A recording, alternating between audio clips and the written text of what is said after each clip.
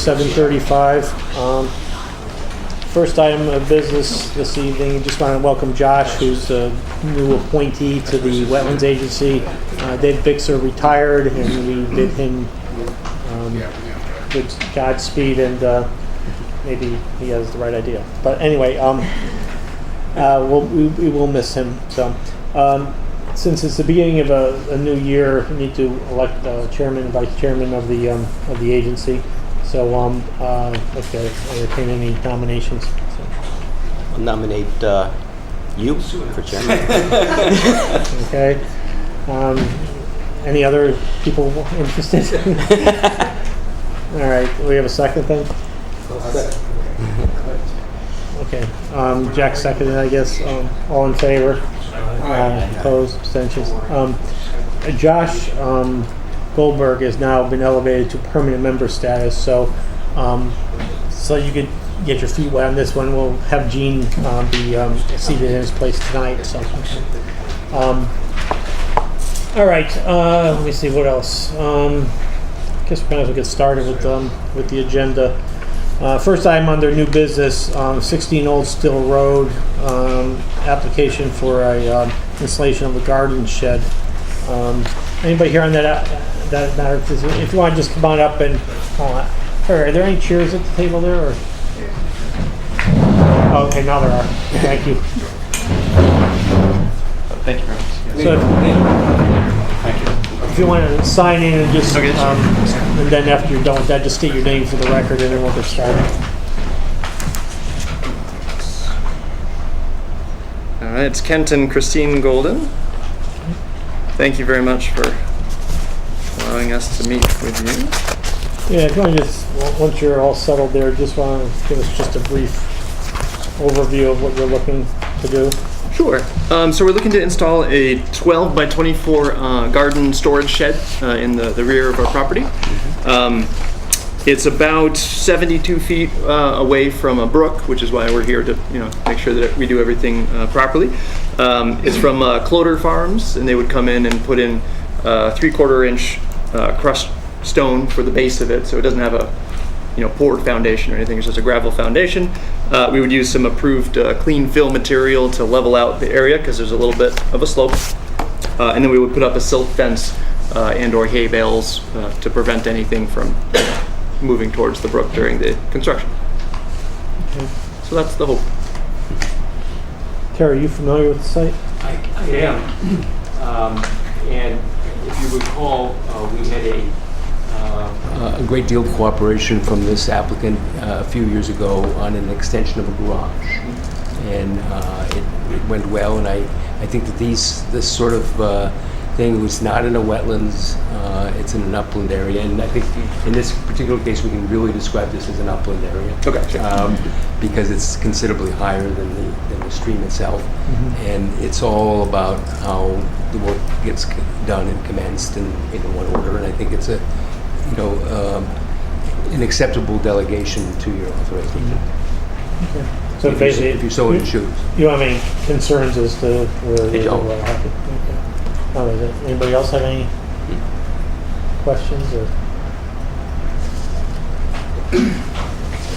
Yeah, it makes sense to delegate it to Terry unless somebody has some concerns with that. On the map, this is the property line that's shown. Which one are you looking at there? This guy? Yep. So we're about 16'3" from one corner, 18'4" on the other corner. And then the brook is where the 35 and the 40 are, over here on the right.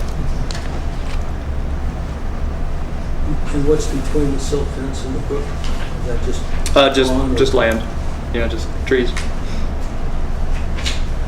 It's a fairly steep slope to the brook, by the way, and it's a very defined brook.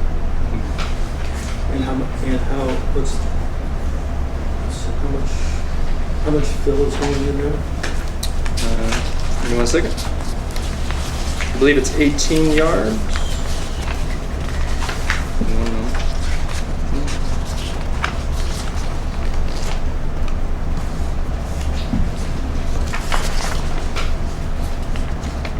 Oh yes, 18 yards.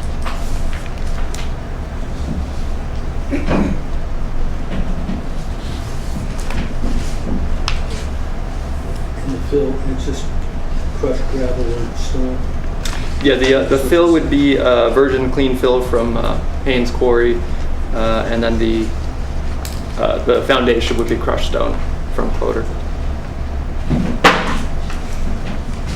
Because I understand there's no foundation plan. It's just you're going to Correct. rest this pre-engineered, pre-built wood shed on top of a gravel base. Correct, yeah. And no foundation, no digging into the dirt. And Yeah.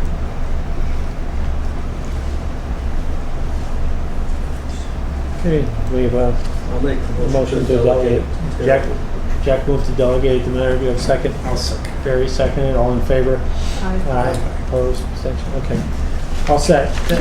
Thank you Just so very you know, much. on the process, if we had just waited, if we had to vote on the thing, on the merits of the application, we'd have to wait till next month, this way, or our next meeting, which will be in September. All right. So therefore, by doing this, Terry can get you going with your shed, within the next week or I something. appreciate that. Thank you Thank very you much. very much. Thank you. Thank you. Yeah, take care.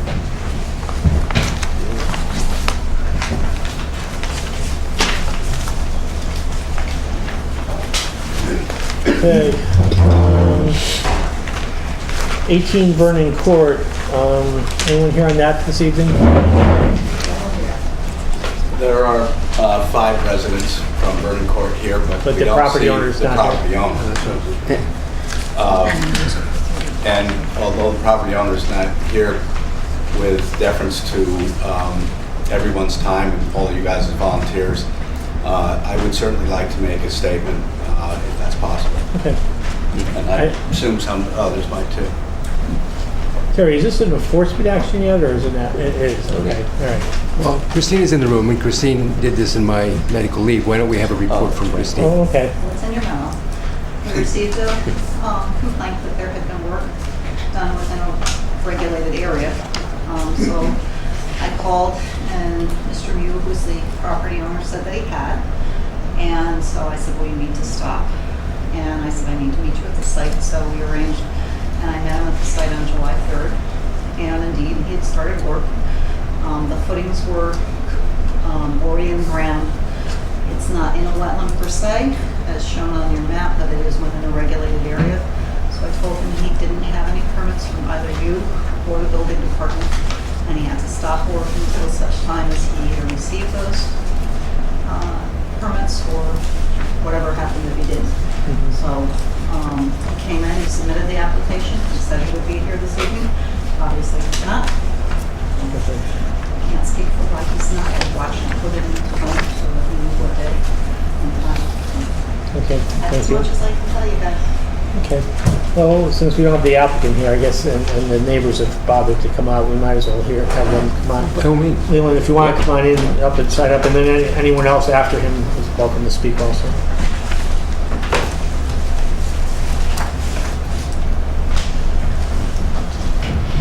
I know over the last several years, we've been to the property several times.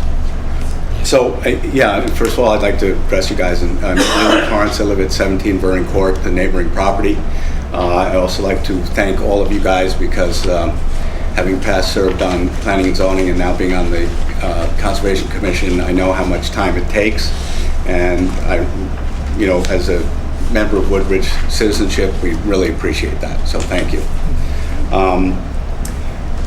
It's a little ironic to me that this is old business because we have been sort of battling with the property owner since 2003, and in 2009 all the neighbors signed a petition to try and get enforcement of violations of inland wetlands regulations as well as blight and zoning issues.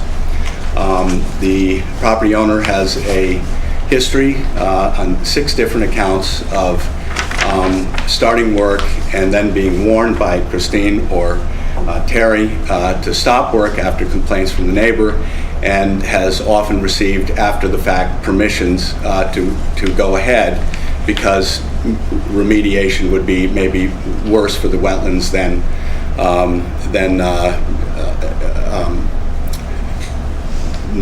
not allowing him to go forward. This is, frankly, in my mind, just flaunting of regulations, and this isn't the first time. Damming of the stream, putting a dam in without permission, putting a bridge across the stream without permission, building a deck in a regulated area without permission, starting a shed in the regulated area without permission, then building a fence, which I call a spite fence, between my property, which is painted 3 different colors. And although it was allowed to be eventually permitted, Terry was not able to verify the depth of the footings for the fence because they were already put in. 3 of those posts are now life safety danger issues where they're actually racking back and forth because the fence is well over 6 feet tall. The shed, and I have notes here from this commission, recommended that the first portion of the shed be denied and not approved. Somehow it did end up getting approved. This is an extension of the shed towards my property, and I will also say that much of the inland wetland area that's affected by this activities is on my property, and I have hired conservators to help me with properly stewarding the inland wetlands, and it is a registered national preserve. The other incident from this owner is he actually cut down 3 100-foot trees in the wetlands on my property to allow his property to have more light. That again was done obviously on my property and without permission. So I'm asking, and there have been a number of cease and desist orders placed on this property, and the last a notice from Terry's office in 2010 stating this was his final cease and desist, and he should clean up blight issues and stuff like that. Concrete blocks, this is not your commission, but I'm just saying it's a pattern. These things still today, 7 years later, are not removed. And so I would ask this commission, 1, please go out and take a site visit, look at the property. Please put in consideration the effects to the wetlands around and to the riparian, to the stream. I would request strongly that there be no more encroachment in the regulated area.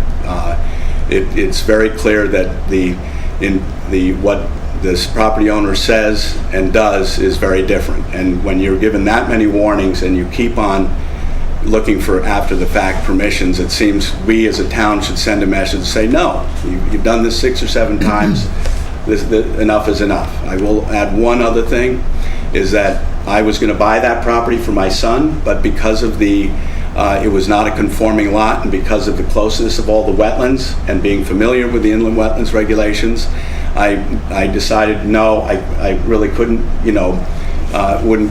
didn't want the property because I couldn't expand it in any direction. It's 2 sides of inland wetlands. Anyway, so thank you very much. Thank you.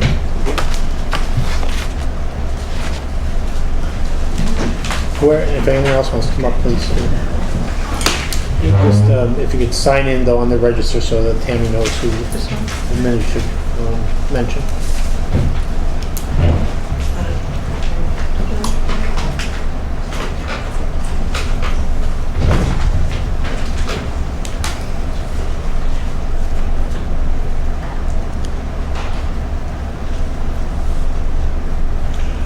I live across the street, and I mean, this is more a blight issue. When I drive in, and I'm away in Florida for about 6 months, and I decided to be a resident of Florida, and one of the reasons was I can't stand living on Vernon Court anymore, because as I drive down the street, I see like a dump in front of me. That's at the end of the street. And I was there already 5 months, and I figured out what the hell, I can stay another month and a half. It's not a big deal. The street is really disgraceful at that end. When I have company, they always ask me, oh, what happened over there? It's there's trash all over everything. There's at least 10 cars, junk cars, parked in the driveway. Now there's a van. When I go to bed at night and I look out my window, I see an old white van, they don't have room on their driveway anymore, so it's parked on the grass. just straight ahead on the grass. I mean, it's really taken a really charming street, and it's not so charming when you drive down it. Anyone who drives down it, it's disgraceful. It's not light industry. It's just not what he's making it. We all try to keep our homes up as nice as we can and what we can afford, and when we do things ourselves if we can't afford it. But I mean, that house, it's just gotten worse, and every year it gets worse and worse, and nobody does anything about it. And it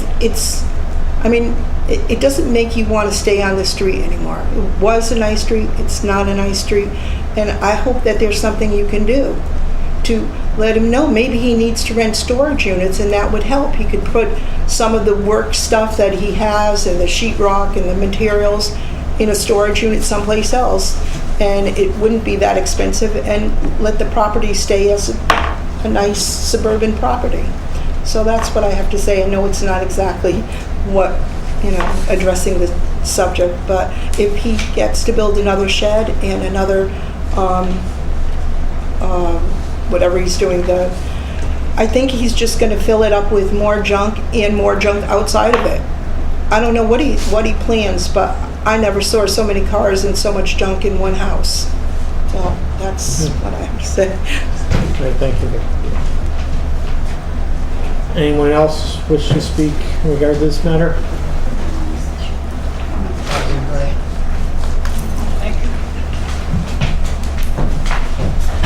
Hi. Hi. I'm Eileen Rule. I live on Brenner Court, right across the street from Gail. This is my husband, Jay. We were never notified about this shed being built, even though it says here we were. We are separated from his property by a right-of-way that goes into Leland's house property. What's it, about 15 feet? 30 feet. And as Leland said, he's got this big ugly fence there. So we know nothing about what he's doing. I will second what Gail says. I drive out to work in the morning and I look over there and there's 10, 12 cars parked there. Trailers. For 3 years, he had a half a dozen toilet bowls sitting in his front yard. He runs at least he did, I don't know if he still does, a property management firm. And he keeps his tools and his equipment in his front yard. Like Gail said, we have guests come over, they want to know when the dump moved in. So the blight, and I'm afraid what he's going to do to the wetlands, because my well pulls water from there. And I don't know what he's going to store in that shed. He had at one time a trailer with, an open trailer with the rock salt or some ice melting stuff that he would use on his properties in the winter. And he has a truck that he does plowing with. And if it rains on that stuff, that could leach into the ground. I don't know what it is. Okay, well, as you mentioned earlier, we were out there a number of years ago. Since he has filed an application, we have a right to go out there again and take a look. And whereas not all of the issues you mentioned, the wetlands issues, we can at least look at it from the wetlands perspective and see what we can do from our side. So. But what do we do about the blight issue, if I can ask? I have no idea. It looks like a dump. Here's a dump. To the extent that it's the stuff that he has there is within the 100 feet of the wetlands, then we have some jurisdiction in that regard to some degree. The problem is typically our jurisdiction covers activities within that area, not just, we haven't often dealt with, the things just being deposited in those areas. But we'll have to take a look at and see what we can do from that standpoint also. Yeah, is there another board or department we can go see? Because, I mean, I looked up there and he's moved them, but I don't know where he's put them, but there were toilets sitting out in his front yard for years. No, they're in the backyard. Right? In the backyard. They're in the backyard now? Oh, Yeah. okay. Well, at least I can't see them, but I mean, you can see them. He's using the property to store all of his equipment for his business. that's probably a zoning issue, but that's beyond my, I don't know, Terry, what do you think? Has he applied for a home office or anything? There are a number of people that don't have home office permits, by the way. And numbers of them have been expired for many years.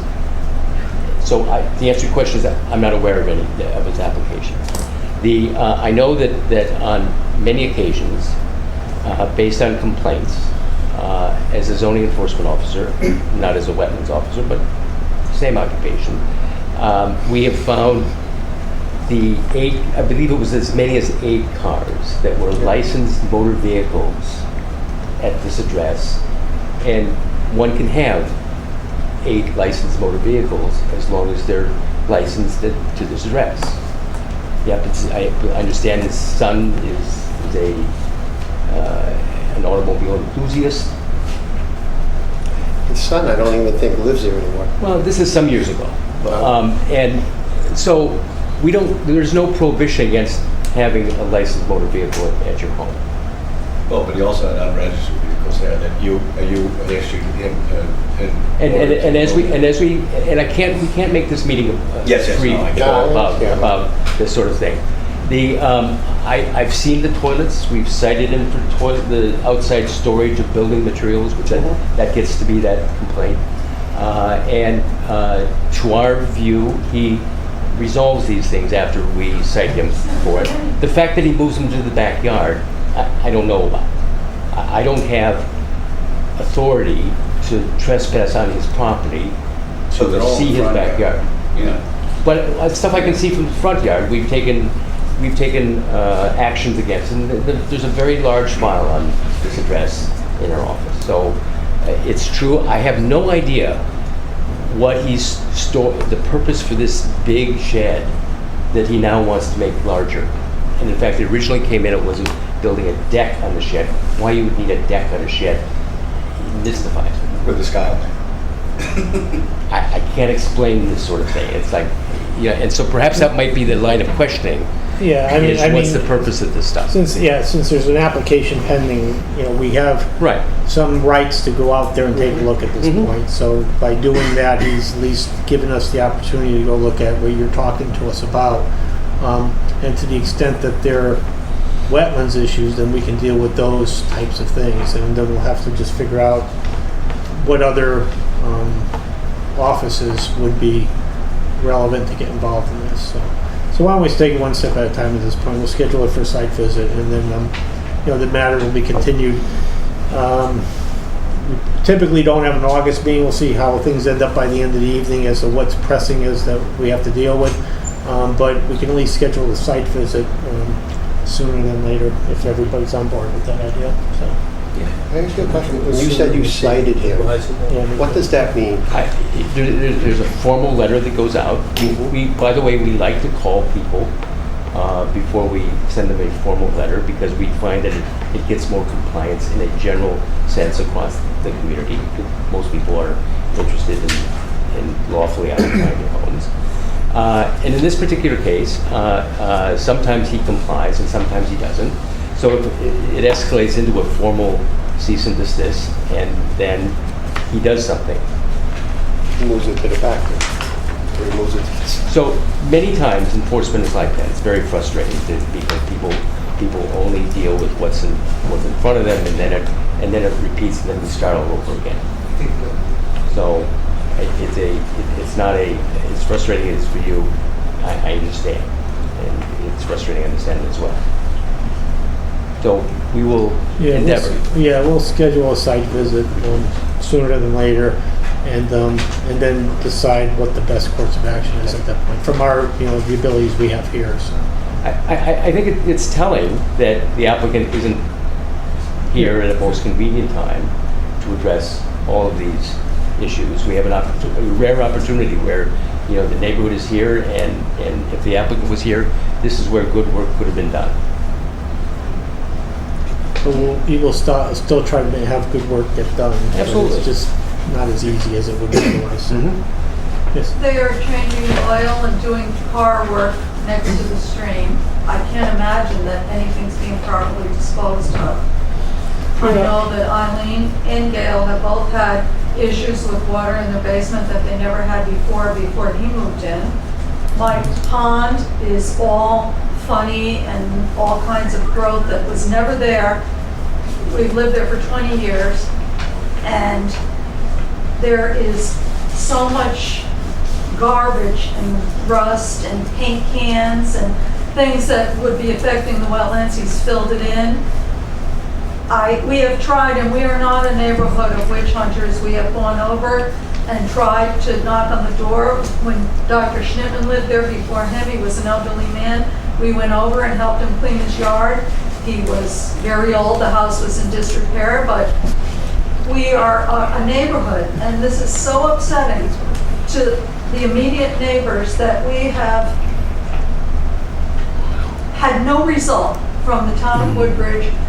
Every day, my life is diminished, and I know this sounds dramatic, but it's 14 years, and now I didn't move to Bethany because I had the fear that I would live, and I don't understand. My husband said farmers have the right to store stuff outside. I was afraid that I would live next door to the Beverly Hillbillies, and now I live next door to the town dump with a rude man that I've gone to the door and said, can we help you clean up this yard? We can't live like this anymore.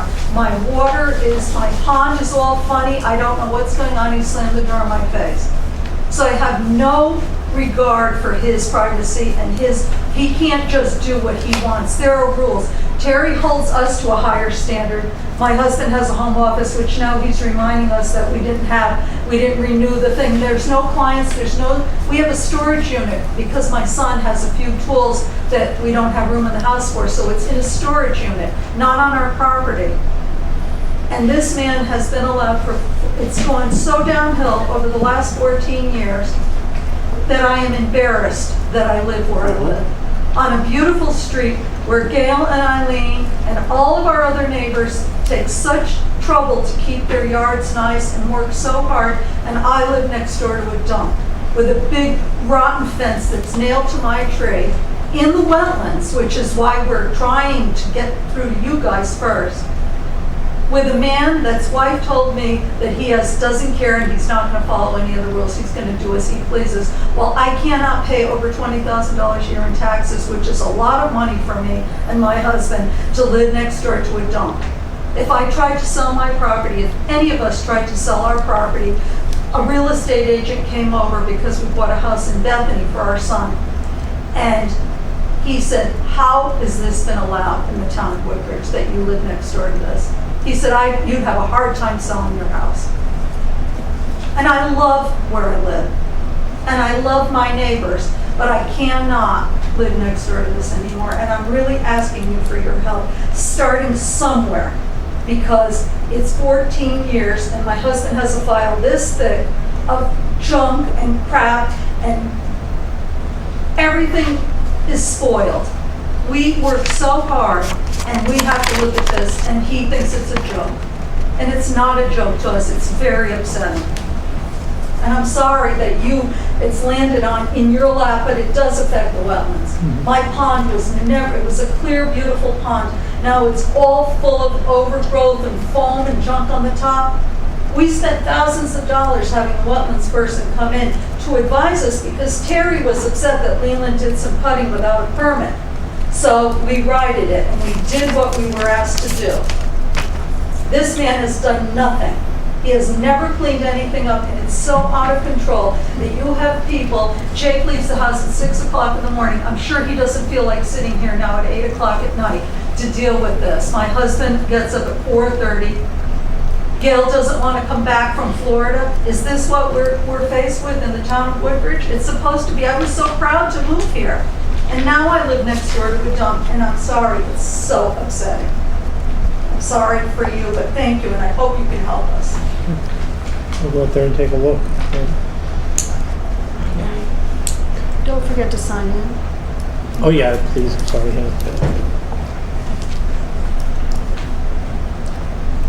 Oh, thank you, Jerry. What was your name, just so Tammy has it for the record? What was your name? Laura Torrance. Okay. I live at 17 Burton Court, right next door. All right, anyone else want to add anything? No, I mean, to be honest with you, technically, we run our meetings more like a public hearing rather than a meeting, which is the way, technically, the only one who's supposed to be able to speak is the applicant, but we appreciate the input from everybody in order to learn better what's going on, so. Anyway, anyone else want to say anything? Okay. I probably should go out there soon, and that way we can, if Terry needs to take some action, we need to start something, we can get it done, during the summer rather than wait till the fall, that's for sure. I mean, I would think we could just send them a letter saying we're doing a site visit at such and such a date, and in accordance with your, to follow up on your application, and so, I mean, we have evening daylight still, if people are interested in doing something some evening, at 6:30 or something like that. We don't have to stick to a Saturday where it's sometimes more difficult to get people involved in the summer, so. Please feel free to come on our property and take a look through, because, I don't know that you could walk through it, but you can certainly walk up our driveway and see what the rules and Gail and I look at. Well, by filing the application, he opened the door for us to go onto his property to be able to look at what he's applying to do. So we may need the perspective from your property too, but at least we can go onto his. I don't know. You guys want to do some evening, like some Wednesday evening, or? I'll be away next week. Okay, let's look at the calendar. Today is 19th. So So the first week of August, I can participate. Sure. Otherwise, go right ahead. I mean, Let me without just me, think. I can look at it from the road, Yeah, hold on. Let me just check a couple things. right? I can look at it. I can always drive by. Well, Right. I trundle up some driveways, but it sounds like I can see a lot from the road. I can't go on the property. That's okay. If I'm not with you guys, but if you can wait till the first week of August, I'll join you. yeah, I can't do the Wednesday, but I can do the Thursday, first Thursday of August, if that doesn't create a conflict with anybody, for anybody else. Third or the fourth? Yeah, Thursday the 3rd. Anybody else have a problem with that? I don't think so. Okay. Want to do like 6 o'clock or something like that after work? Or Yeah. 6 I'll be out of town. Oh, you will? I'll be away the 3rd, but you'll have to know. I can drive by. I know exactly where it is. Okay. Get it. Well, and plus you could take a look at it from Torrance's property if you want. Absolutely. So, The 3rd isn't out for me, but yeah, okay. Well, we'll just, hold on 1 second. Yeah, then why don't we plan to go out there on the 3rd at 6 o'clock, and take a look at it, and, I don't know, probably need to have our August meeting to follow up with it, and 6 o'clock or so. 6 o'clock on the 3rd, that's okay with everybody? Yeah. And Well, then, if there's an enforcement order, then that, there's just so many days to, oh, true, why don't we then wait until right after the, once we do the site visit, we can decide on the enforcement order, then I'll start the clock on when we need to have a meeting. correct. And then the meeting could just deal with that issue if. I mean, I think my recollection is that we have 10 days. 10 days, yeah. Right. From the order. Is that okay plan with everyone? So does that mean we're going to do an August meeting? No, we're not going to schedule a meeting now. We'll have a meeting if we have an order, at this point, unless something else comes up on the rest of the agenda that requires a meeting. But I think we'll end up having a meeting, but it'll be for dealing with this. Is it It'll be a special, not appropriate for Terry to be there? at the site visit. I'd be happy to be so. I'd be happy to do so. Yeah, it probably makes sense. Yeah, I think so. Yeah, since we've all been there before. Yeah. Yep.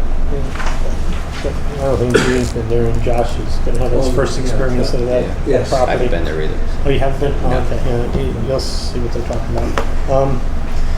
All right, then, why don't we'll plan on that. Well, sorry, as we're trying to figure out what we're doing here, but on the 3rd, we'll go out there at 6 o'clock, take a look at the property. Technically, we can't invite you guys in there, but we can always talk to you afterwards if you need to. And the other thing we were talking about, if I can sort of summarize it, is that typically we don't have an August meeting, but the extent any enforcement action is triggered by this, there's a timeline that we have to do things. So if within 10 days of an order being issued, we have to have a meeting. So if it becomes necessary to have an August meeting, we'll do that following our site visit. So. Thank you. Thank you for your time. Yep. Okay.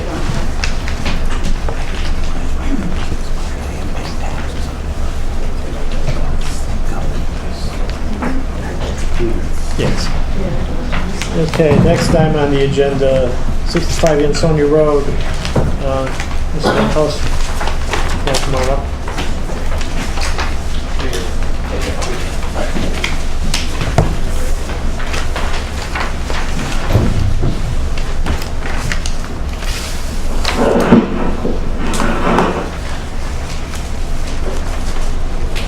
I live down the street from the house that's in Seymour.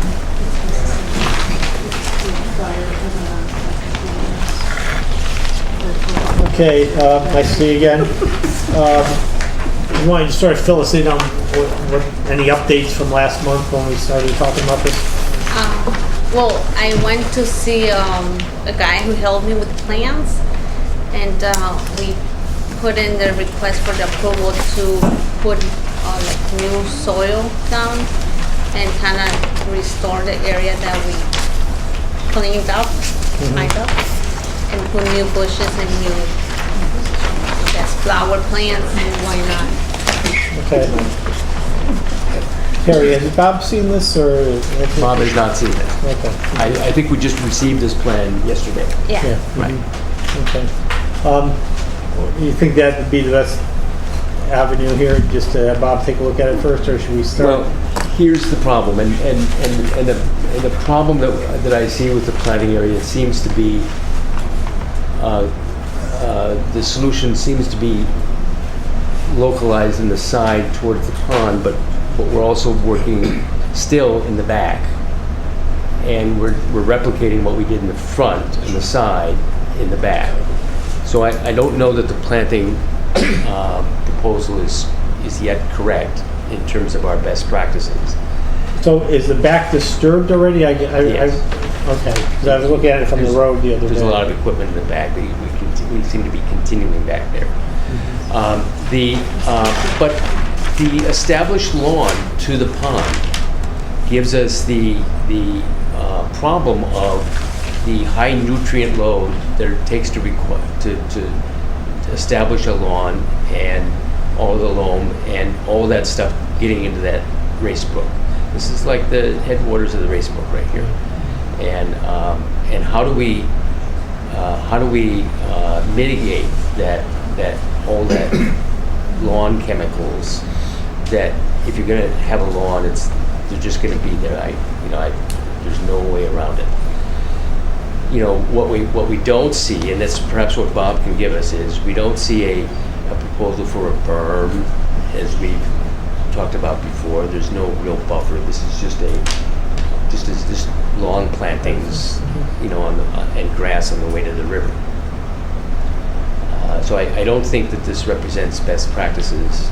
I would hate to see that, a lot of the loam go down without a lot of fill go in without it being in control at all. We were able to, the applicant did put up at my request a silk fence. At least it's in the front. I don't know if it's in the back yet or not. But I think that this requires some of our attention. And so perhaps a referral to Bob would be appropriate. Yeah, and between you and Bob and Chris, you maybe I'll give her landscape engineer person some suggestions as to how to improve this, right? Sure. Now there's continuing work there though? Is that what you were saying, or what's going on the property now? Because we had removed the trees and the stumps, and they were just everywhere, so we're just taking them out and just bringing them to the place where they belong, because we don't want them to look bad. I mean, the plan was to clean the yard and make it nice, not to make it look like a Jurassic Park and like dinosaurs went all over. So now we just kind of clean up whatever we had done. And as a matter of fact, the truck is still there. It's loaded with stumps. And the machine is still there because we cannot really continue any work. So I'm not gonna take the machine out of there because it costs me money to move the machine back and forth. And it belongs to me, so I guess keep it there until I get this approved and then see what we're gonna do. But other than this, the lawn, it was there before, so we're gonna use chemics even if we didn't touch it. But you're not planning on storing construction equipment at your home, are you? No, because this was just to get the stumps out, and we had to do that little trench for the new, The silt vents. and also in the heater for the pool, which we haven't really done because even though we do have a permit for that, but we don't want to touch it unless we figure out what we're gonna do with all the yard. well, so you're gonna put a pool in also? Is that the plan? Well, the pool is there, but we were putting a new heating equipment. Oh, okay. Where's the pool on the pool's not on plan? the plan. I didn't really open the plan.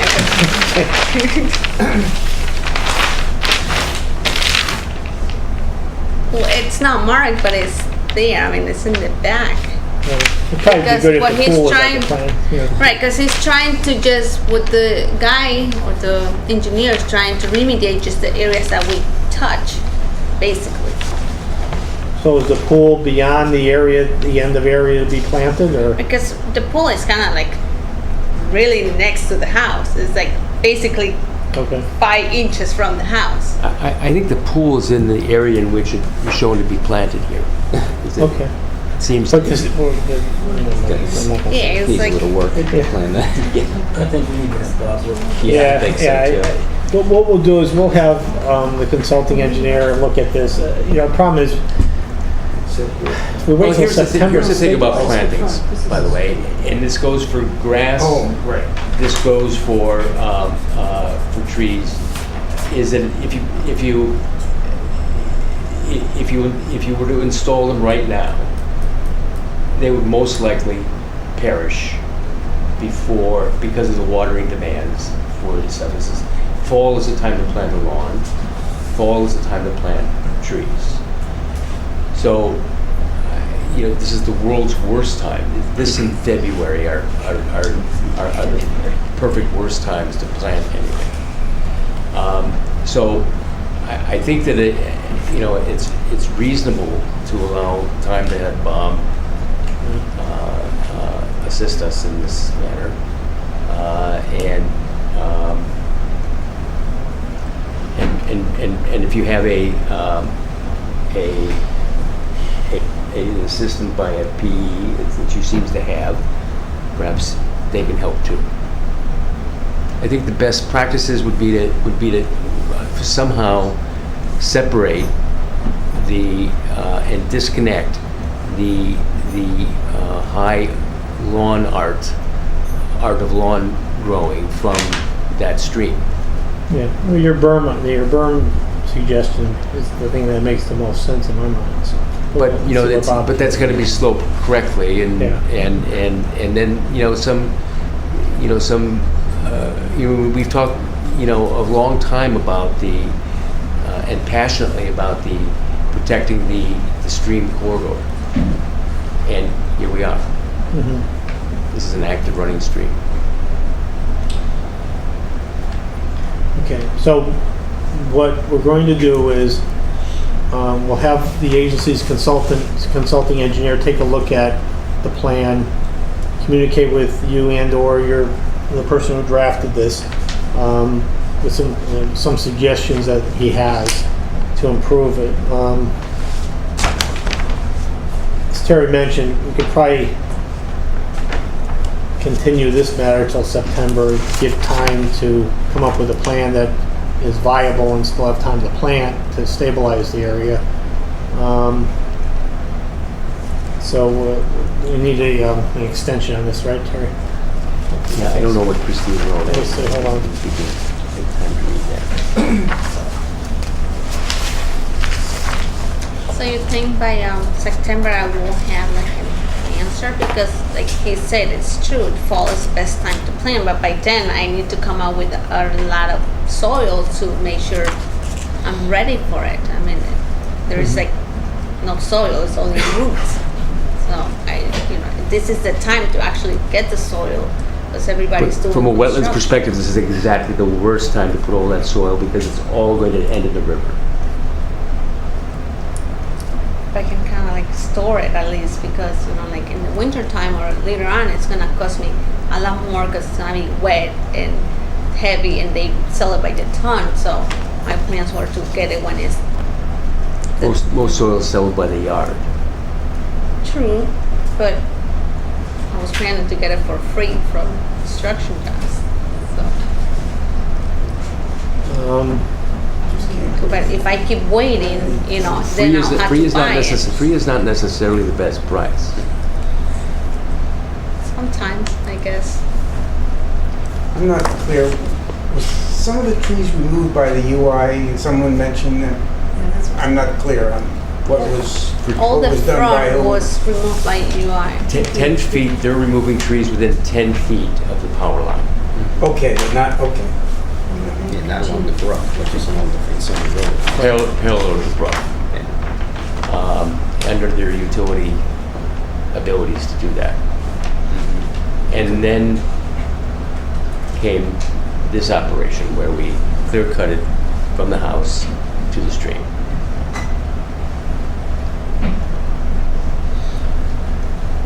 Well, I think we're still dealing with that timetable. I mean, we have to get our engineer to take a look at this, to get comments to your folks. And,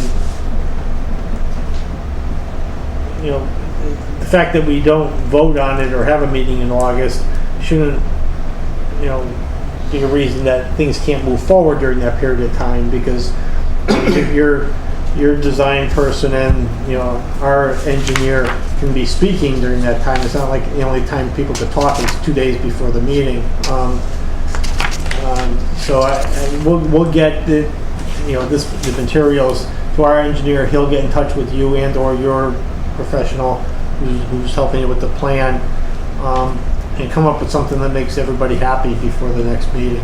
And then it could be approved. You could start it on whatever the day after our meeting in September is, if necessary. So,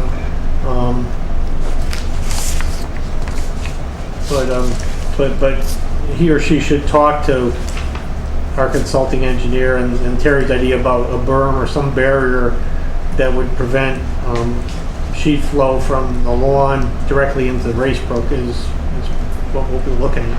So we're looking for. Okay. I can still go ahead and do the trench for the heater of the pool though, right? With a permit. It gets scary sometimes, I just want to be sure. With a permit. No, that's already said, I just didn't want to touch it. Yeah, Okay, wait with a one permit. second though, let me just check one thing here.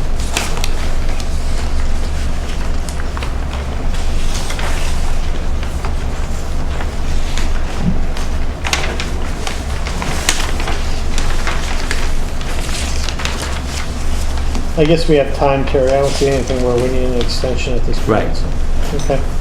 All right, then we'll continue this till our September meeting. If you don't hear from if your person doesn't hear from our engineer within the next 3 weeks, be sure they start discussions. Okay, so we have something that is happy, is acceptable on both sides by that time, so we can make some progress on this. We'll direct him to contact the engineer. Okay, fine. Mhm. Okay. All right, thank you so much. Yep, Thanks for your time. Yep.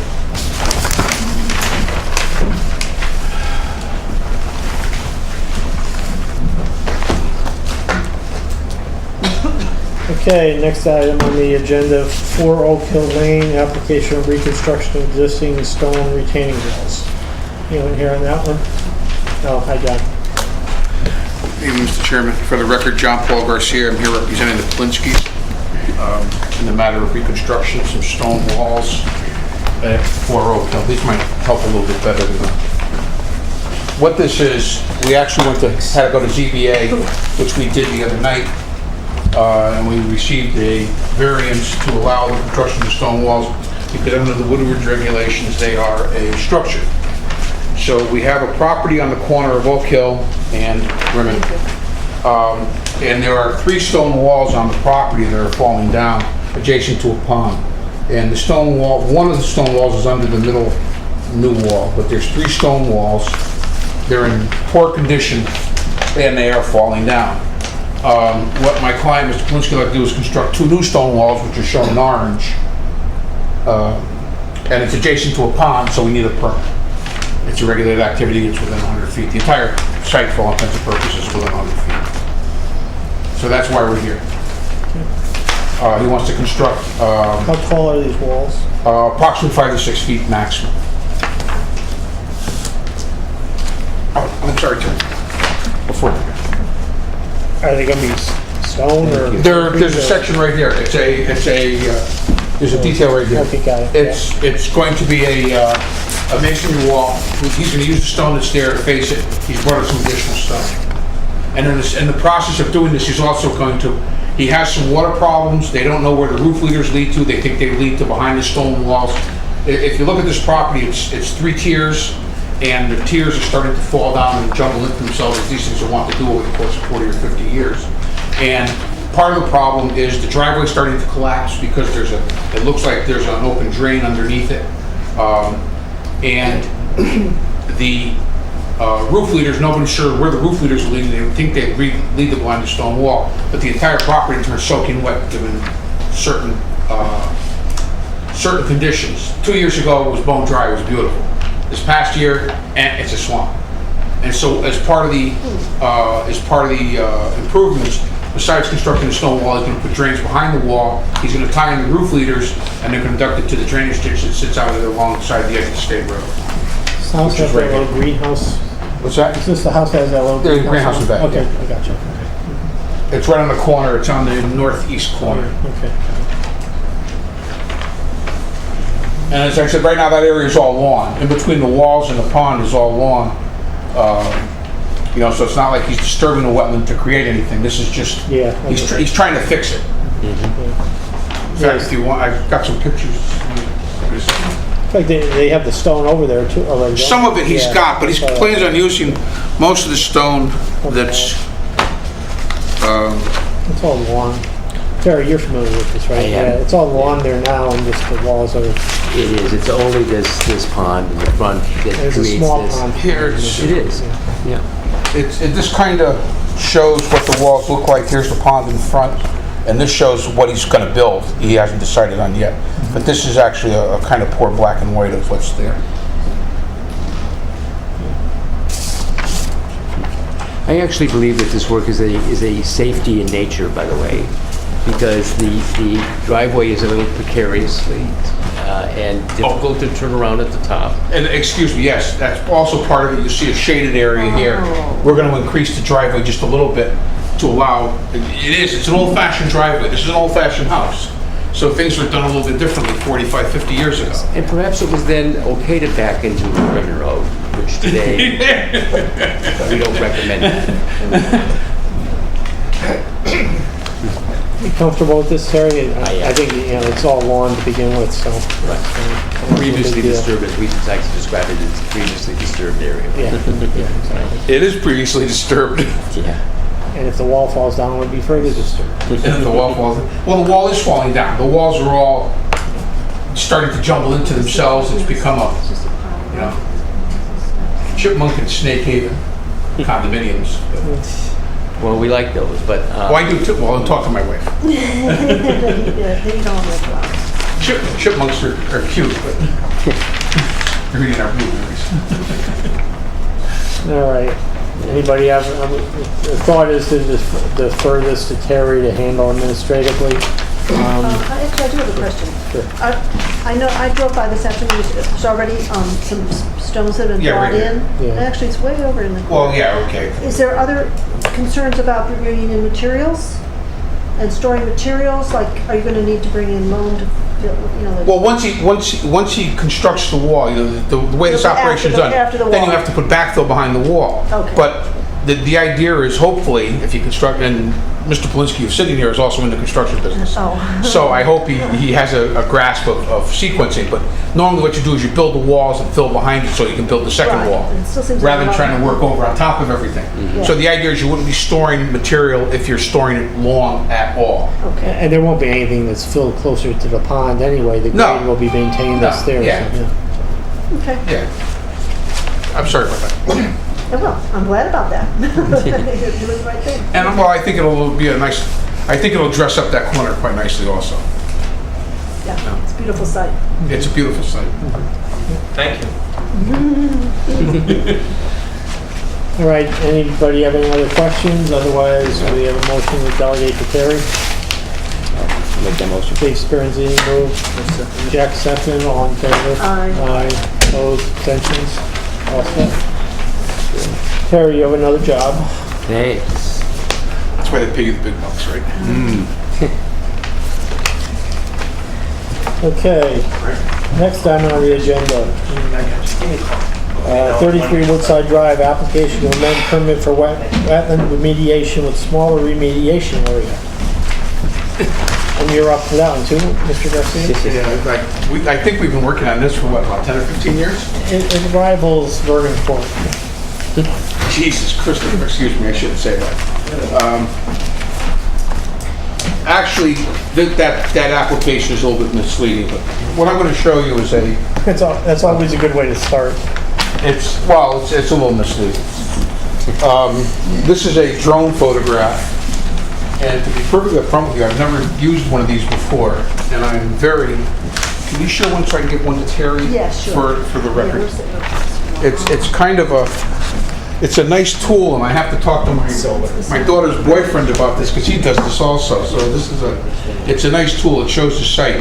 But more importantly, what we're asking for is, if anybody is familiar with the site, we have a pretty extensive buffer behind the property between this side. A little background.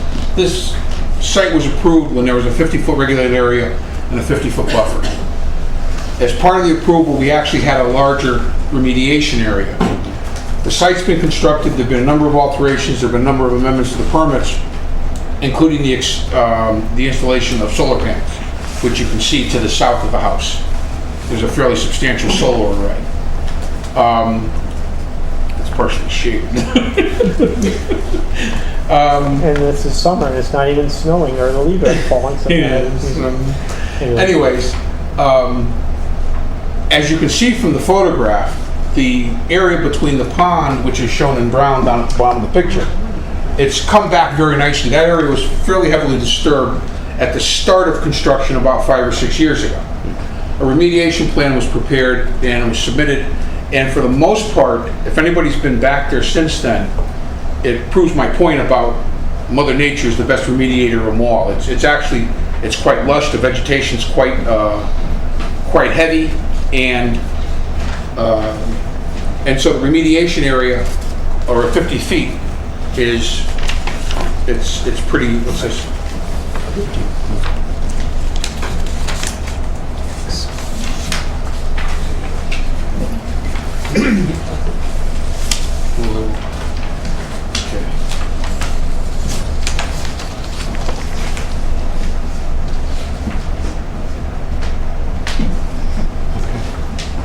So the remediation area, well, you want to read that? In fact, give me this one. Give me those other two pictures. Oh, here. This is kind of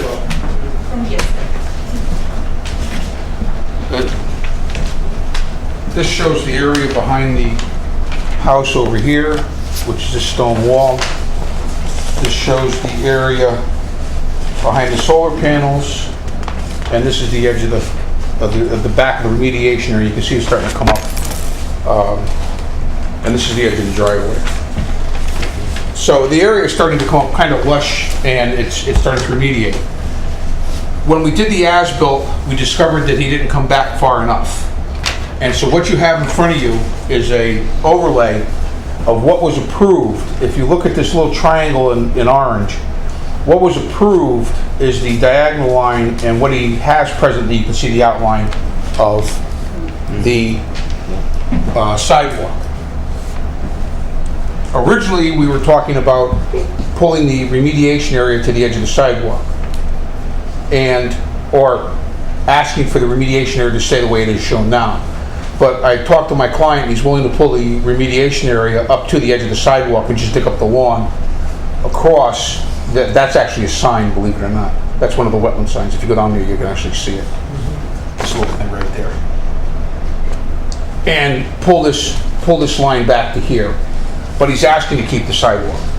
But John Paul, what you're saying is simply a very evocative and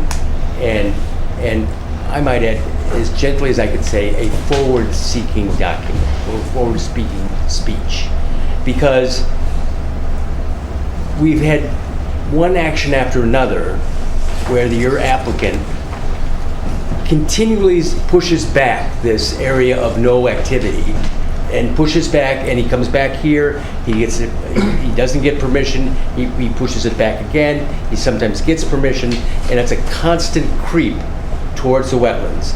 And this map does not accurately depict the problem. The problem is that this is not an isolated area. This was going to go this entire way. Well, that's what I just said. No, you missed what I just said. We've moved the whole thing back towards the pond. And the plantings are nothing what was required. Do you not get a copy of the review letter by Mr. He didn't make any comment regarding the plantings per se. Okay. If you read his review letter, all his review comments were modified and shown on the revised as-built drawing. Are you familiar with your own application for these things? Yes. Done by your office? No. And all of the promises? And can you tell me that all that stuff is there? I can tell you most of it's there. I can't tell you 100% of it, especially not now. But Why when we not did, now? because I'm not going to go in there looking for the stuff. I'll wait until it falls off and then I'll go find the tags again. But we located a lot of tagged trees in there. They have these in the spring. It's nothing like what was promised to this agency. And now you're asking for something more. We When remediated. does this stop? We remediated an area. The intent, and I guess I apologize. I shouldn't be arguing with Terry. No, you can. This is not a context. We learned. No, but it's rude. I should be talking to the commission. I mean, I apologize. No problem. Excuse me. It's a discussion.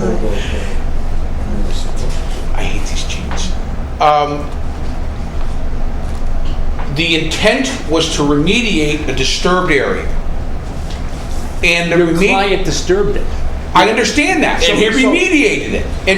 But not like he was not like he promised he was going to remediate it. The intent We're now was remediating a remediation. the intent. I think that's an oversimplification.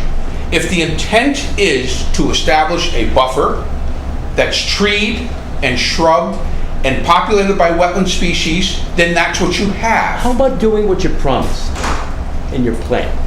We're all set with that. We've issued a permit. There's more than one way to skin a cat.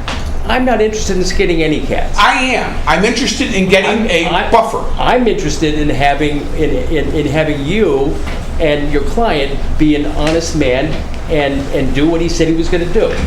I'll take that as an insult because there's nothing dishonest about what I've said. It's simply not true what you're saying, however. That's your opinion and that's your interpretation. Yeah, based on observation.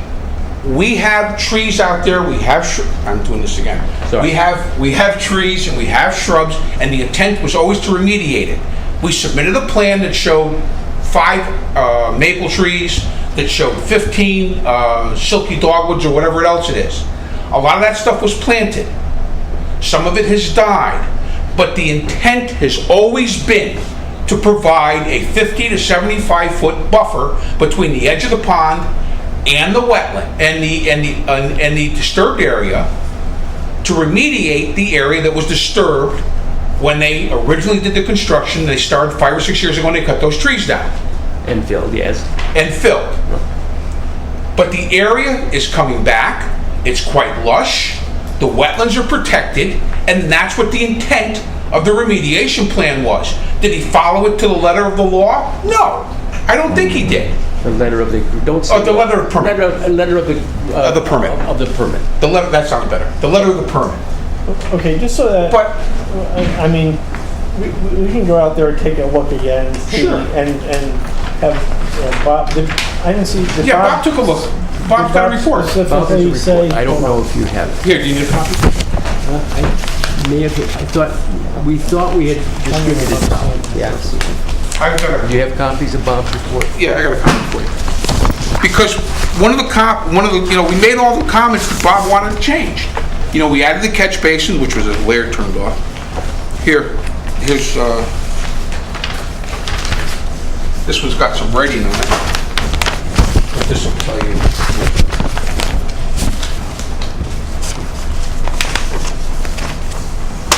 That's my copy. And it's got some writing on it. It actually tells you what it is. But, you know, we took Bob's comments and we made the changes and we used that as the basis of the application. We submitted a revised plan. He asked for a number of things. One of the things he did not mention specifically was the remediation area. He said it's smaller, and that's the purpose. I'm not disputing that, Terry. I'm not arguing that. Well, why is it so difficult to do what you said you were going to do? Is there a reason why you can't do what you said you were going to do? I didn't do it. Okay. For no reason except that you don't want to do it. I've got my client here. We can ask my client. Okay.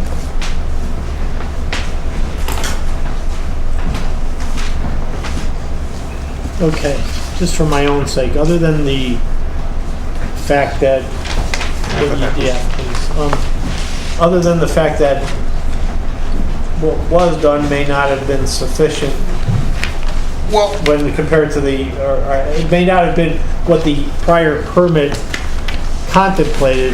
What are you further looking to change, just so I understand? the only change we're looking for is adding more patio. Is adding more patio. He's willing to dig out the grass and up to the edge of the patio and pull it back to that point. I mean, he's right now the disturbed area is on the edge of the 50-foot regulated area. You have a plan that actually shows that. Okay, when this was approved, that's why I started this by prefacing that when this was approved, there was a 50-foot upland review area and a 50-foot buffer. We actually had a larger buffer than that. Then there was disturbance done to the wetlands buffer when they constructed the house. They literally, I think it was almost down to the pond, wasn't it? Large amounts of the area behind the house. And disturbance, right. Large amounts of the area behind the house were disturbed. And so we brought back in a remediation plan. And he's remediated up to the 50-foot buffer line. No. Well, again, it's overgrown, it's brushy, the trees are coming back and the trees are growing. There's more than one way to skin the cat.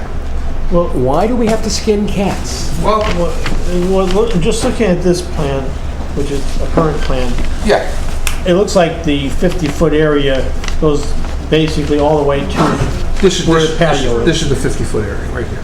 Okay. That's the 50-foot line. And that's what I'm saying is, we're willing to bring this back up to here. And that's what that shows.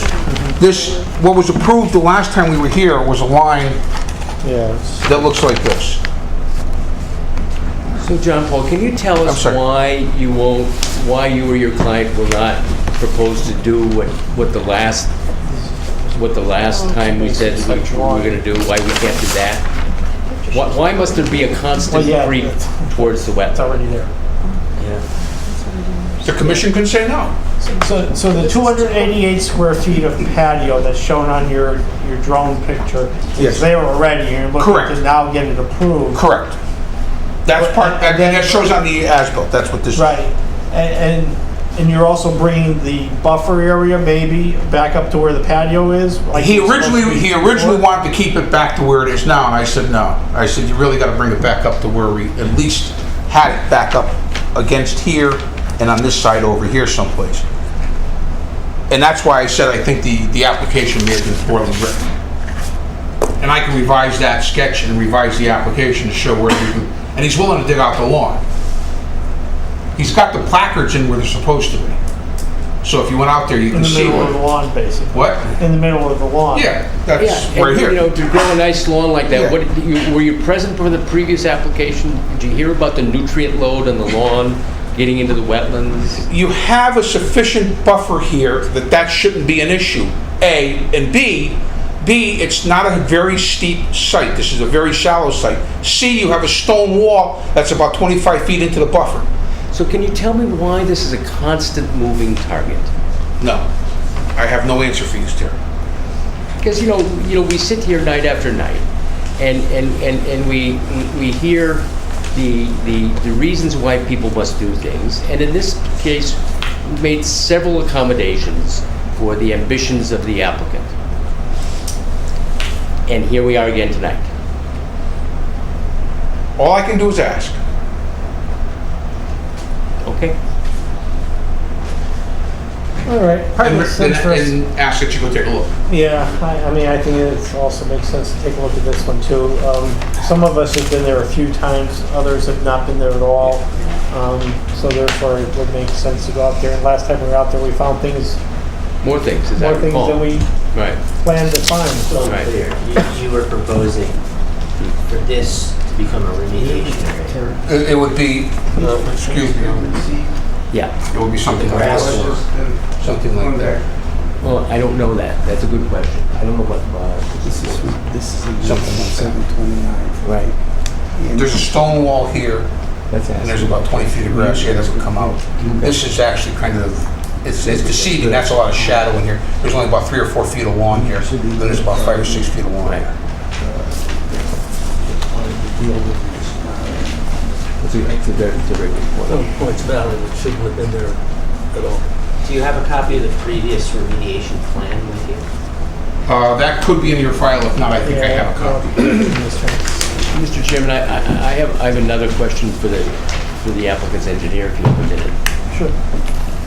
In 2015, it wasn't even a good year for wine, by the way, but in 2015,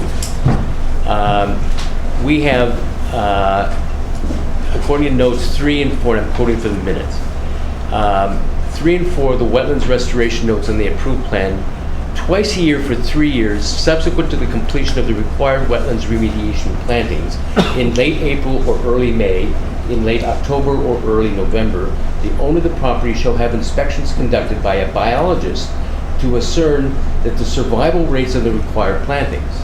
Copies of the reports documenting the findings of the biologist shall be provided in writing to the agency. In the event that a plant dies during the reporting period, it shall be replaced in kind. Would you kindly forward us that information, because we don't seem to have that? I can get you a copy of Tom Petrus's report, because I did have Tom go out there in March, I think. And I will forward that to you. Well, it was supposed to be in April, May, or late October, so we've missed a few. Well, we haven't gone to October, but I had it done this spring. This was in 2015. Oh, okay. So if you're saying that we've had some casualties of some plantings, we should have already known about that and replaced it. This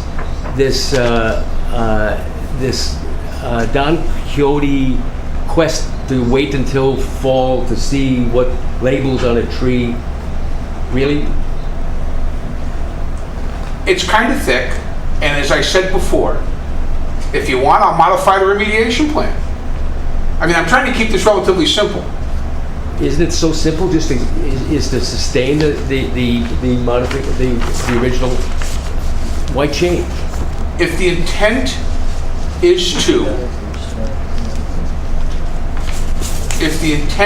is to protect the wetland, then I think what you have there suffices. It does the job. Now, like I said, you don't like the you don't like the idea there's more than one way to skin a cat. I don't like to skin cats. I do. There's more than one way to achieve the same goal. Okay, how's that? Is that better? Sure, more grass, more better. More No, patio, I didn't say grass. More patio closer to the wetlands. That must be better. And again, I didn't say more grass. What I said was we would remove the grass and allow that to revert. Why are we even talking about this? Okay, that's, again, How is that better from a wetlands perspective? it's not any worse. How can you say that? It's You mean to subjective. say installing a lawn and a patio is one of the elements of a best practices for a wetlands buffer area? Is that what you're saying? We're not in the buffer area. We're outside the 50-foot buffer. When this was approved, there was a 50-foot buffer area, there was a 50-foot upland review area. The whole idea of a buffer, in some areas, 50 foot may not be close enough. It may not, 150 feet may not be close enough. I agree. In other words, 10 feet may be sufficient. What I said here was, you were talking about a previous application in which you were worried about nutrient load. I don't know what the particulars of our application is. I know what the particulars of this application are. It's a shallow area, there's not a lot of nutrient load up above it, and there's a stone wall 20 feet in that acts as a barrier. Okay, well, But I think we're why don't we arguing. proceed like this? Why don't we get the report done that's supposed to have been done, whatever last report you have, just so you have some frame of reference. We go out there and take a look, and then we'll, decide, and we'll go from there. That's all. This isn't something that's urgent, so I don't know if we just want to, Well, what do you think? I would think this is, I mean, I don't want to try to squeeze too much in on Vernon Court night is what I'm trying to, because we'll start losing a little bit of daylight by then, and I don't need that we need to rush this for August unless people want to, well, we're probably talking about the use and occupancy of the property. Oh, okay, then that is important then. So I think there is a timeliness. Okay, all right, then why don't we try to squeeze it in after Vernon Court on the 3rd, if people are so inclined to, spend the evening. well, this one's also a lot easier. You just drive down the driveway and it's there. Well, yeah, it's easier than Vernon Court, so we could probably do that. But, I don't know, let me think about the order and what people want to do. Okay. All right. Or even if you want to do it, if somebody, if they want, I'll meet people out there, or my client can meet somebody out there. The site's open, it's easy to get to. Just drive down the Underwood side and drive down the driveway. Okay. There's no way to get lost on this side. All right, let's put it on the August 3rd agenda for site visits, and then we'll figure out the order and if somebody can't make it. Barry, have you been to the site, Barry, before? Not about this, just when they were doing the solar. Oh, the solar thing, yeah, okay. That was the last time we were there. 2 years. Yeah. But by the way, what I was distributing to you is that a neighbor has delivered something by email today, and they wish to have you consider that. Sure. And I think that I don't know what. We'll add that to the file for consideration. Right. So you just take notice of the above statements. He had objected to the solar array also. Right. All right, let's do a site visit. If in the meantime you could get to Terry whatever report's been done. Like I said, I had Tom Petrus out there, who's, by the way, in case you know, he's no longer in business. He's now working for Eversource. What works for whom? Eversource. He's now working for the power company. Oh. Yeah, he finishes up little jobs like this, but for the most part, Tom is no longer in business. So you'll probably be seeing a lot more Bill Kenny. Okay, so we'll do site visit. Can I do it tomorrow? Would that be okay? Absolutely. Okay, I'll do it tomorrow. Yeah. Mr. Chairman, just for the record, I'm supposed to be here on 72 Park Lane. I have to grant you an extension because there's been no changes. So I'll give Terry the extension tomorrow. Okay. And that takes that up. You got Bob's letter though, Yeah, right, with and the I just, comments and- my guys have been on vacation. We've had other issues, so I haven't made the changes yet. I Okay, apologize. all right. So I just have No to grant problem. Terry an extension. Yeah. That's Thank you very much. perfectly fine, thanks. Take care.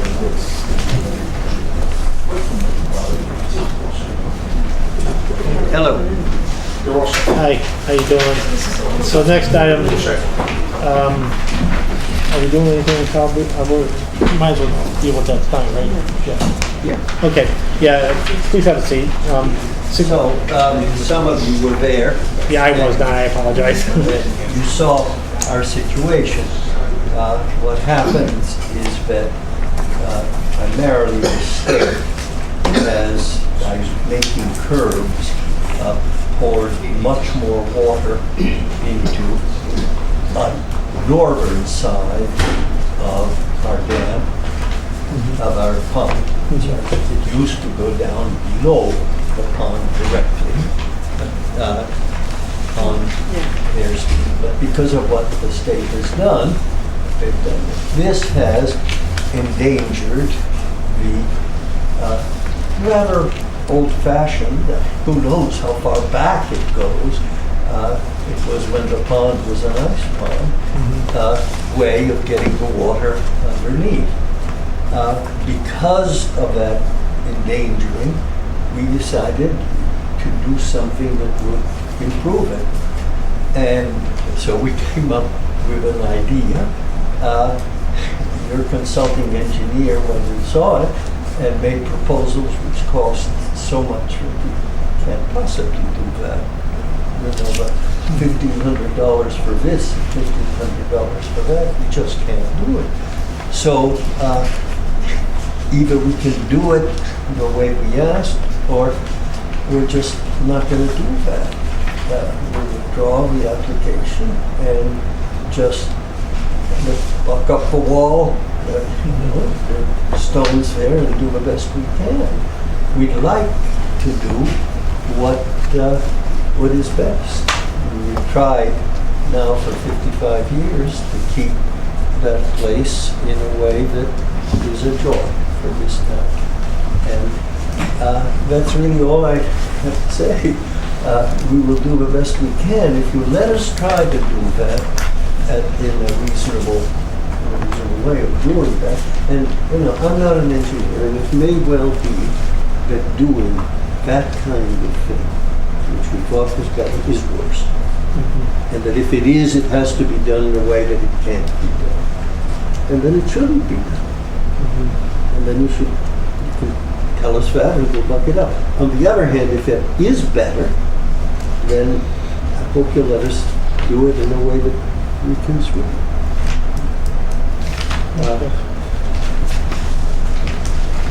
All right, is it because I'm of afraid I'm talking as somebody who knows a lot about other things and not an awful lot about engineering, but that's... Well, none of us here are very skilled engineers, that's for sure. But in some ways, you're a man of science. You're a learned individual and can appreciate the intellectual endeavors that we're talking about. Of course. Right? So is it possible that, you know, sometimes the old ways are not the best ways? Otherwise, you really, frankly, wouldn't have this problem. Yeah, but that's why when we looked at it, we thought that doing something by having a pipe and going underneath would be better. And it would be better. I mean, it might well be better, but... I happen to concur with you, but what size must that pipe be is the critical question. Because, you know, an undersized pipe won't do it. This will be worse. Yeah, and if you tell us not that we need to spend huge amounts of money on engineers and things, but that the pipe, if we are to put in a pipe, instead of being of this size, should be a larger size, then we'll see if we can do it. Or sometimes, I have found that sometimes two of the pipes, where perhaps two pipes is better than one, because you know one doesn't get clogged, and you know the cost of pipe isn't generally the problem here. It's the cost of getting the pipe to where it needs to be. So I wonder if I could propose something to you and to both of you. Is that our consulting engineer, we have frankly taken advantage of him in the past, and perhaps this is a project that we could ask him to size the pipe, to make a recommendation on the size of the pipe. Yeah. He's working for the town of Woodbridge. I believe that this is ultimately a drainage issue. And there was a time, not too long ago, when we could have looked back to our friends at the state and our state DOT for this sort of advice, because what we're really accommodating is them in this situation. So. And I should say that many, many years ago, when they began to do that, I did something that I had never done in my life. I didn't exactly sue, but I went before the agency and said, you are doing a nuisance on our property. And they actually said they were, but instead of doing something which would have been useful, either stopping the nuisance or paying a set amount of money to deal with it once and for all, they said you have to come back every year and make this claim again and again. And frankly, I didn't have time. I just have too many other things that I'm doing, and so I haven't. Now, that may be my fault of not stopping them, but dealing with the state, as you know, probably better than anybody. I do. And if I recall for you, the work that we did on the failed communal driveway off of Center Road to 3 rear lots, Right. we were able to ask our consulting engineer, who is appropriately reluctant to do this, where this work is, in his mind, more properly in your court. But I believe that there's enough public purpose here having to do with drainage. This is not water that you're bringing from one parcel of your part of your land to another. This is, you're accommodating the highway drains. I know I would be comfortable enough to ask him if he could give us some advice. Just I think that makes sense. Yeah. Can it be done with one pipe? Should the pipe be bigger? And also, is it really better? Because it may be, I agree with you, new ways often are, and that's what we thought. There may be times when essentially leaving things as they are may be better, and he may tell us that, which would. I think that's, I'm comfortable doing that. We impose upon Bob every once in a while to do that. So. But this, we budget, as a municipality, we budget for a little bit of advice time, frankly. And in many applications, we get as in your case, the review comments, you get a bill for that from us. And I think that this is where the agency needs some counsel on what would be acceptable, and we could then perhaps share that with you. That would be lovely. I'd be very grateful for any help. It's also, I think, probably timely to get this, done before the big flood. That's my word. We don't know when the big flood is. We don't know. But there are many things, including my great age, and my wife is nearly as old. Yeah, but you can cause us to want, if there's something that should be done, to try to do it, because when it then turns over to children who live in different places. But you're both swimming, so you'll be okay. Yeah. I bicycle 3 miles every day on a stationary bicycle, but that's partly because I want to see if I survive to the next administration. That is not meant as a political comment. But that is the reason why I renewed my passport, by the way. Okay, all right, that sounds like a plan. Yeah. Why don't we, One sorry. quick question. Yeah. On last month's our agenda memo, it said that, somewhere I found it, that an engineer was consulted at some point? Yes. Did they give you anything in writing? Yes. Is that, I don't think. It was the plan. What he gave us in writing is reflected in the application. Yes. Oh, okay, he didn't really make. He didn't, no, he was there, we talked about it, and he gave me a letter that said, actually, Moss is the one that hired the engineer who showed up. We walked him to the site. It was our son. We talked about a plan, and that's what you see have in front of you is what he recommended. And my note says 18 inches is the pipe size. Okay. So So that's as much as we know. Do you want to just sign in just so? I did. Oh, you did already, thank you. Okay. Thank you. Okay. Thank you all. All right, so Terry, the plan would be to continue this until our next meeting, and we have enough time at this point, And right? you'll let us know what. We'll be in touch. Yeah. Yeah. Good. Thank you. Sir, did you make sure that I get that call or email? I got the email, but when the consulting engineer showed up, he came and went, and we never knew he was there. Oh, really? Yeah. We'll try to have better Name and number, communication. that you get. Your email as well. And you have mine. You have mine. We know where you are. Yeah. We've known where we were since 6 months after we moved in. The great barn caught fire. And who knows how. On New Year's Eve. And my wife called the fire department and said, and Calabrese, proud of her new married man, and said our barn's caught fire. The person was not very interested.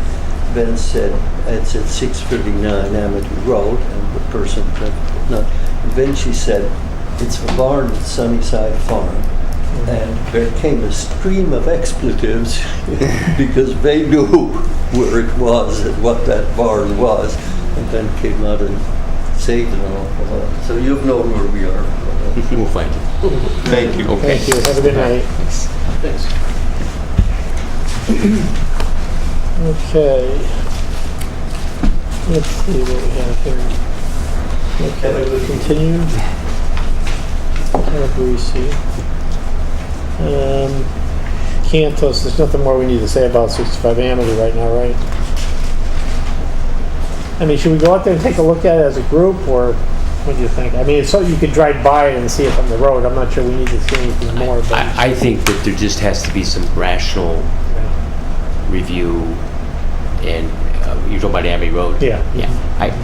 We're down to the size of the pipe. No, I was talking about it on Sunday Road. It was down on their old business also. So, but yeah, we'll go back to Amity Road. But yeah, I think if Bob can look at it and just give suggestions rather than just saying here's what some other engineer needs to do. No good reviewer wants to do this, but he will if we ask him to. Yeah. So. No, he did a great job on the Center Road Bridge thing. Oh, absolutely. I mean, and that was a collapsed thing. We could not get emergency vehicles back to 3 individual houses. It was the scene of a major flood in the town. Just 500 feet from there, there was a broken dam in another era, by the way, in the 1970s. Lots of water coming through. We needed some good, solid advice. We implemented the owner of the property was willing to implement his design. It involved box culverts. We got a good wetlands crossing without habitat can be able to thing. We had no problem since. So it was a good close cooperation between town resources and private property owners, and I think this kind of qualifies to that. Yeah, one of those. Especially because it's really it's a state issue in some way with the high. And they've abandoned their drainage ways, Yeah. and they're able to balance their budget that way, and I guess it's good for us, but it's tough on property owners. Okay. We'll see what we can do. All right. Can we go back to your point about we had an approved plan on a application and a permit, and that approval was not followed. Correct. And we've had this many times before. Yes. And 9 out of 10 times we've bent, certainly. But at some point in time, do we have a way of just enforcing what was supposed to be done? Absolutely. And saying, this was approved, this is what you need to do, And if you don't do it, then we'll do this. Well, we do It takes some action. Well, in some ways, we have it just based on the situation. Woodside, for instance, won't get the CO. I mean, that's the easiest situation where we have to say, okay, you didn't do what you're supposed to do, so therefore you can't move in. Mm-hmm. More difficult though is the Vernon Court situation where it's Vernon Court's where he doesn't need anything from us to do something else. So we have no leverage there. That's what we sort of have to focus on as far as figuring out what we do in those situations. And each individual address, I find, is rather unique. They're all fact-based things that we're dealing with here. And sometimes it's important to be flexible so that we don't break, right? Absolutely. I mean, if the mission is this, then what's the best way, without the decimating the cat population.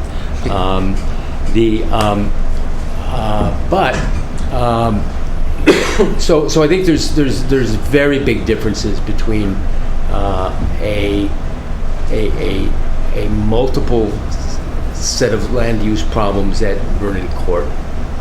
There are other issues in Vernon Court that at the site walk we can show you and discuss.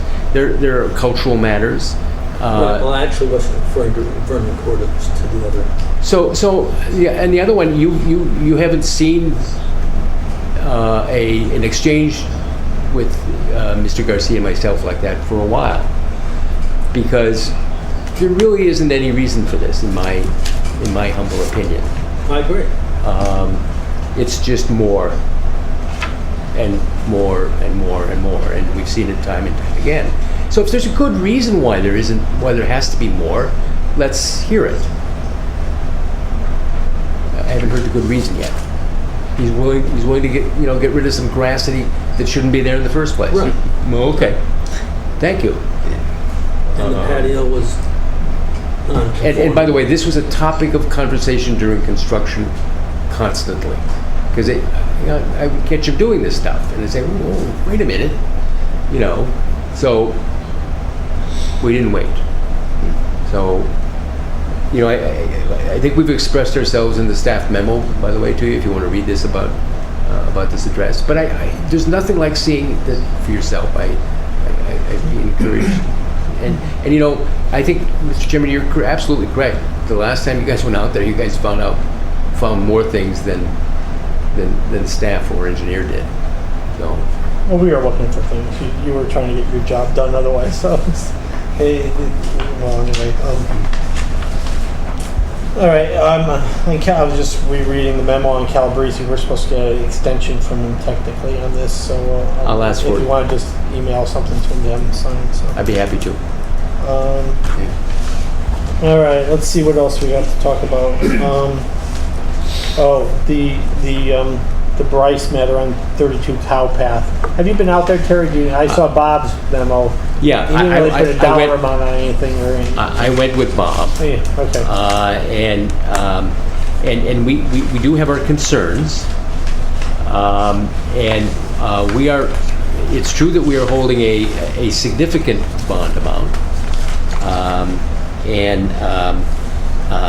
I would suggest that if you wish to delegate to myself and Bob, that and retain, a modest amount to allow for the restoration of, or not the restoration, but the repair of some of these concerns as outlined in this memo. And we would, in discussion with Bob, we are recommending to you that you release the bond and hold a sum of $5,000.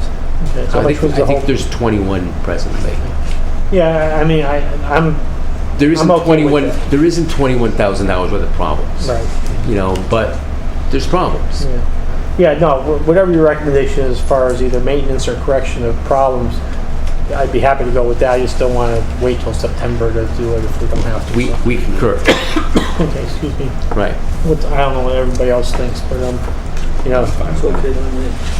Yeah, makes sense. all right. Then we have a motion. Do we have a motion to delegate the decision on the release and the amount of the release to Terry? I'll make that motion. Jack moved. Do we have a second? I'll second. Dave seconded, all in favor? Aye. Opposed, abstentions, okay. So whatever you work out with Bob, and Yeah. 5,000 sounds reasonable, so.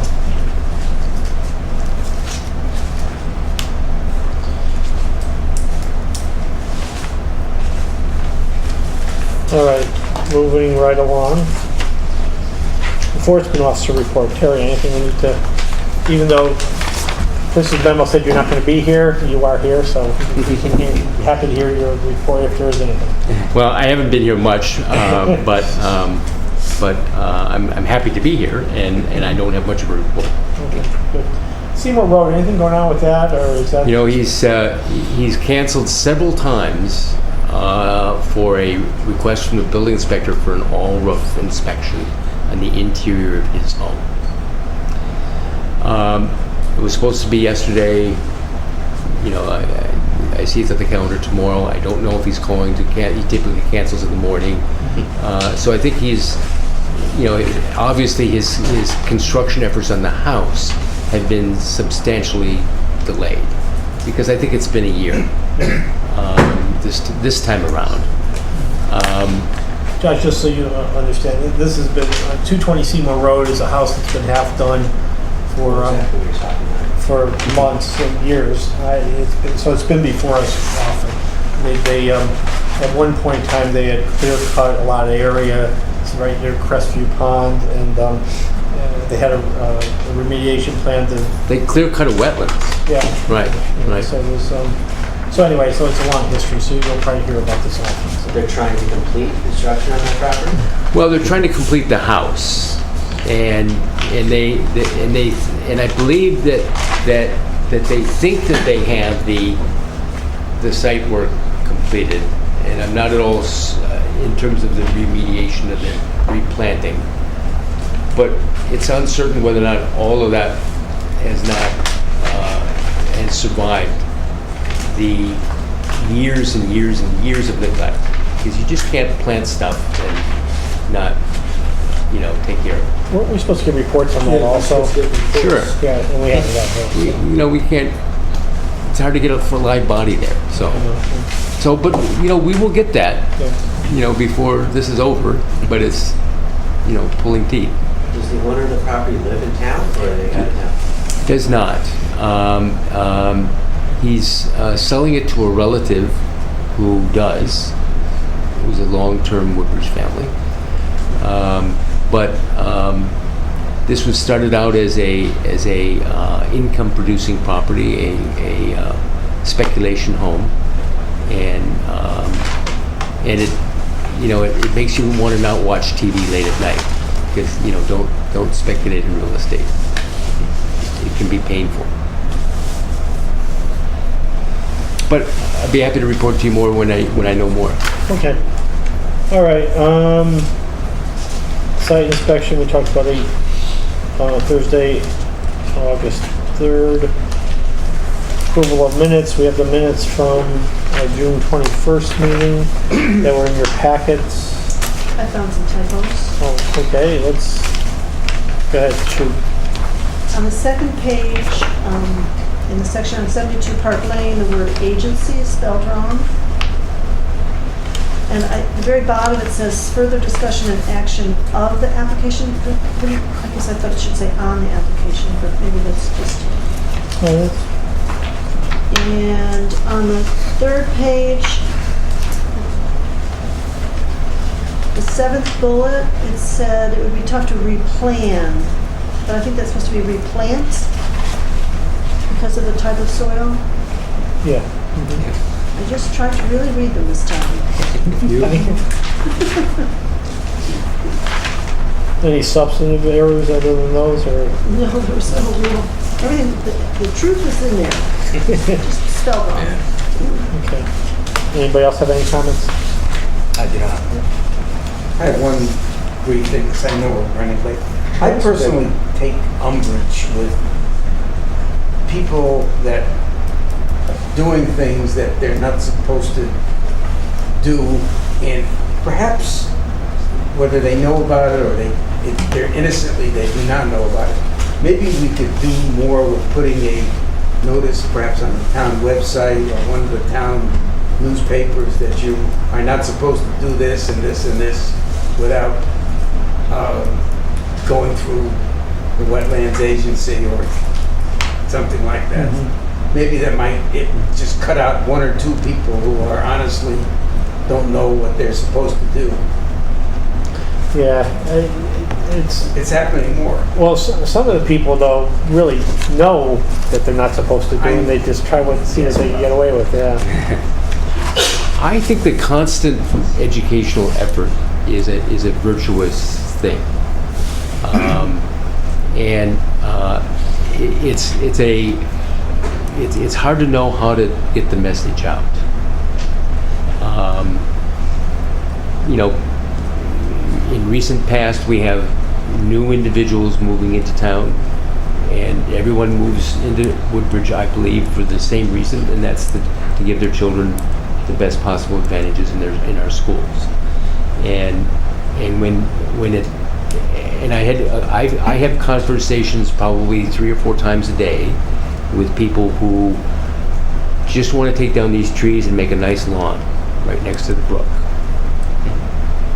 And I recommend that I meet them out on their property, which I do, and I speak to them, and 2 weeks later, you know, it invariably involves an application in this process that you see here. And 2 weeks later, they show up in my office and say, "You wanted me to fill out some kind of form?" And I know that I haven't been effective in discussing these things. And I talk about nutrient load and, you know, into streams and where it goes from there. And I'm not tired yet, but it's a constant effort. And I'd appreciate any ideas that you might have about how we could. The town's website is a good one. You know, we have access to that. We can make changes on our website. Wetlands has a place for that in our town's website. If we can get them to the website, you know, and we'd be happy to put some documents in there.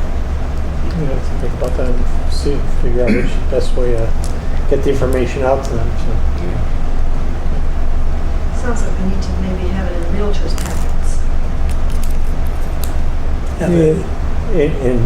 In realtors, yeah. Well, I mean, or maybe realtors when the give out a lot of stuff when people buy houses in towns. They give out all sorts of nice maps and brochures. they like to have the positive stuff, not things you can't do. That's true, But maybe when the town clerk records your deed and they send it back to you, they could have a little informational sheet saying that. Well, you know, we've talked many times, and we did this for a short period of time, you know, maybe 15 years ago. Terry, sorry, the computer just shut down. Oh. Do you have your phone to record by any chance? Sure. All of a sudden just went. You don't have a surge anyplace else. Sorry. It's okay. I think I can find it. Well, one thing we should, before we even continue, we probably should get the minutes out of the way with those changes. So we have a motion to approve the minutes of the June 21st meeting with the changes that Gene had mentioned. So moved. Gary moved. Jack seconded. All in favor? Aye. Opposed, abstentions. Okay, so that's out of the way. Anything else we want to? I mean, I think this discussion about how to get the information out is a worthwhile one. And let's think about what else might work as far as, you know, getting people who want getting the information to people who want the information. You know, the people who are going to do what they want to do no matter what. Nothing's going to change them except, you know, coming here once in a while. And then sometimes when you come here once in a while, there's a few other once in a while before they, you know. Get it in the curriculum at schools. Yeah. Because where parents learn things. They learn them from their kids. True. Smoke detectors, you know. Yeah. Could a small Environmental blurb class. be included in like the Woodbridge Town News on a repeated, you know, people do read through that, you know, and look at the names in the back, the businesses, you know, just a small little blurb. You're going to be doing anything within the wetlands, contact the IWA, here's the contact information. Yeah. Just to put it in their mind. Yeah, I mean, I would think that, you know, there's various columns, you know, whether it's the first selectman or sometimes even other people have columns there. The letters to the editor, but Yeah. there's also now the instead of the senior center news, it's now the town. Mhm. They changed it to Woodbridge News, I forget. What was it? Town They- newsletter that goes out? Yeah. All right, yeah, that's something else They're to look always looking into. for something, Yeah. When you and Chris don't have anything else to do, Terry, let's see what we can do as Put far as something together, putting yeah. a little tombstone type thing in there that, Tombstone. and see if we can get something out there that reminds people that there are implications with their activities, so. Probably also in the 2 or 3 sentences on what wetlands are, what constitutes a wetland. Yeah. That's right. Well, I mean, I think it starts there, frankly, because, you know, we have to learn how to value our wetlands. So, Maybe a few signs at the community gardens along the driveway saying this is a wetlands. To pay attention to what it is. This is a vernal it's a great pool. Boy Scout project. Yeah, it would be. that's true. It could be educational. Absolutely. Town does mailings, and the tax bill that I received, there was something about the concert, I believe, at the gazebo. Oh, yeah. Yeah. Stick something, just, Yeah, no, that's another thought. and it's not gonna cost any extra mailing. Yeah, right. It's a piece of paper. All right, our meetings haven't been this long lately, This but so It's yeah. the longest one I've ever been at. Oh, really? Yeah. Oh, wow, okay. That's because of the dinner too, that Yeah, added we've to it, been but- here since 5 o'clock, I know, 5:30. yeah, I know. Yes, I think we're approaching overtime. Yeah, So really. we're just doing Vernon Court on August 3rd. Oh, no, Or are we going to add the other one? Well, why don't we add the other one to it and see, Woodside, yeah. And we'll do both on Vernon, on that 3rd. If for some reason we run late and can't get to Woodside, everybody can call John Paul and get their private tours if they want, so, okay. So Barry, if you can't, John Paul offered, so if you really want to go out there with somebody, just make arrangements with him. Do people live Chris at put me- Woodside? Is Woodside occupied? No, or it's no CO yet, right? Oh. Don't know, I refuse to do the inspection until we resolve this. So anyway, anything else before we close down for the evening? All right, motion to adjourn. Oh, Jack moved, Barry seconded, all in favor? Aye. Opposed, abstentions, okay, we're done.